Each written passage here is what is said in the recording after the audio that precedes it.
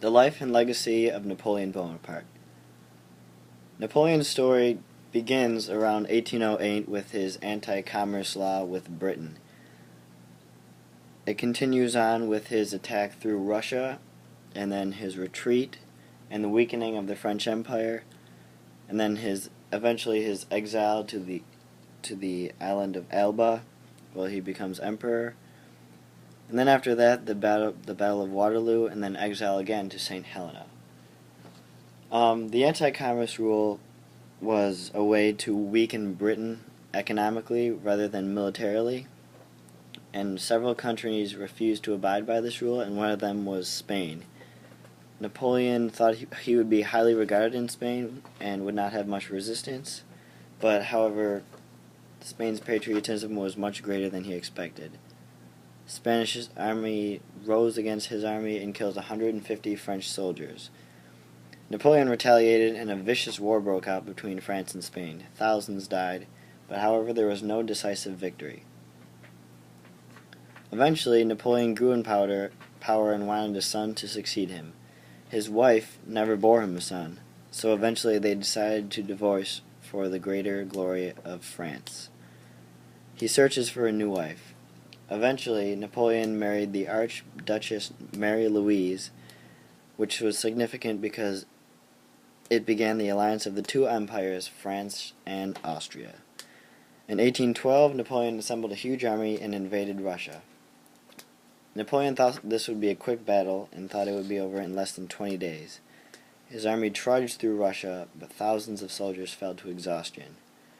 The battle at Borodino was a very bloody battle. The Russian army fought hard at the French and left Napoleon at a standstill. They retreated, but however they had abandoned and burned Moscow. This left the French and Napoleon with no resources, no food,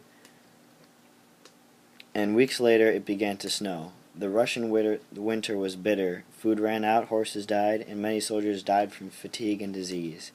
Horribly weakened, the French army started their long trip back to France. Many other countries began to turn on the vulnerable France. Even Austria, which was formerly their ally, turned on France. It was terribly weakened and its armies shrank. In 1814, Napoleon renounced his throne. He sailed to Corsica, where he was given a beautiful house, and he was called the Emperor of the island of Elba. Meanwhile, King Louis XVIII was put into power at France. Napoleon was always thinking about France, and after several years, he decided to gather some soldiers and approached France, and King Louis ended up fleeing. Britain, Prussia, and other allies were planning to attack, so Napoleon set out to attack at the Battle of Waterloo before they could reach him. Napoleon was severely outnumbered due to the Prussian army. He sent out his imperial guards, the most feared, but yet they were obliterated. Napoleon retreated, was stripped from his throne once again, and sent into exile once again to the island of St. Helena. He was a prisoner there and was trapped and isolated. He lived on St. Helena for 5.5 years in extreme sadness, in which he was rethinking his actions but glorifying his successes. He died there on May 5th, 1821.